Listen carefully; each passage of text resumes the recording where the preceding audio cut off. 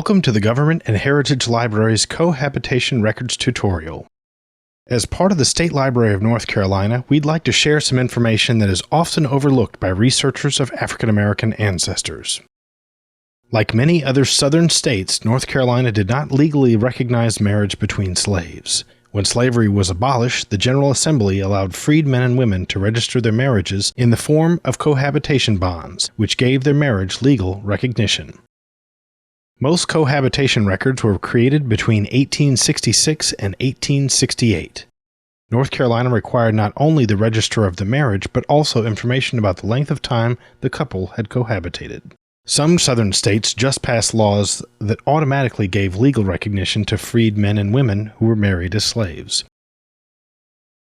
Start your search for bonds within the county where the couple resided. Not all counties kept bonds, and some have gone missing or burned in courthouse fires.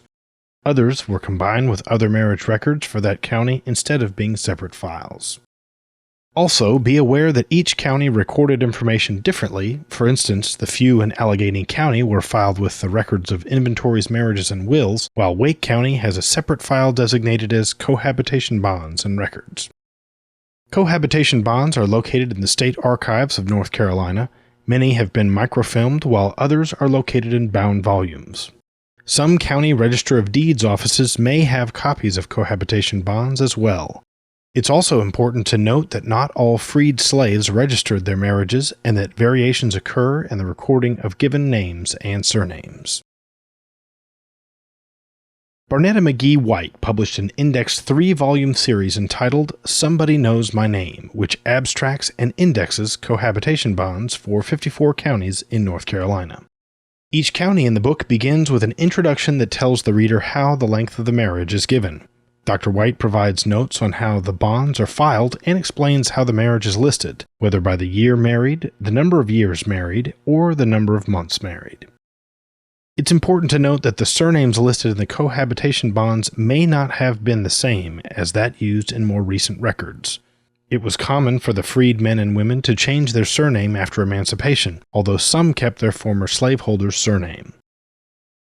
While searching cohabitation bonds, it may be necessary to search through all of the records in a county for first names and every couple in a specific county to find the right people. This technique has worked with some patrons who have visited the Government and Heritage Library.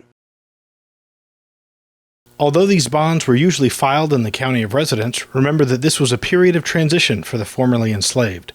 Some men and women migrated to new areas within the state or remained in the same county if they were freed, while others may have left the state. No research is easy, but be sure to include research into cohabitation records for that long-lost African American ancestor. Often, little information can be found on former slaves, but perhaps this avenue can shed some light on unanswered questions.